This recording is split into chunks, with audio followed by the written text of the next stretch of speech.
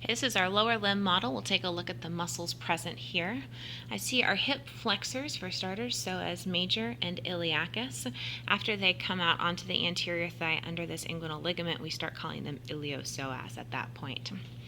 I can also see some gluteal muscles. I see gluteus major. I see gluteus medius. And if I remove gluteus major, I should be able to see piriformis underneath. So here's the piriformis muscle. This is one of our lateral rotators, and you can see the sciatic nerve coming out just inferior to that piriformis muscle.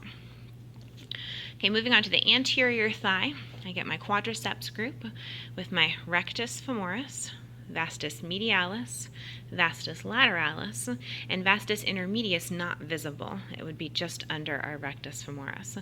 Also in that group is this muscle here. This is the sartorius muscle. It's the longest muscle in the body, and it does belong in the group with the quadriceps muscles.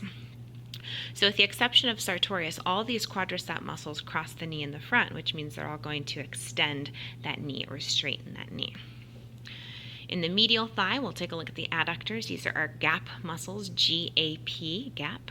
That's gracilis, adductor longus, and then pectineus, the small one up in the corner.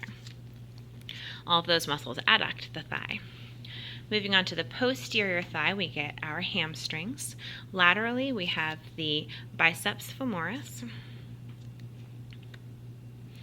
And then medially, we have our semitendinosus, and then just deep to it and visible on either side, the semimembranosus. Moving down into the leg, posteriorly, we have the gastrocnemius, and under that gastrocnemius is soleus. So we can see soleus right here, just deep to that gastrocnemius. There's also a couple of deeper muscles, but they're just not very visible from where we are currently.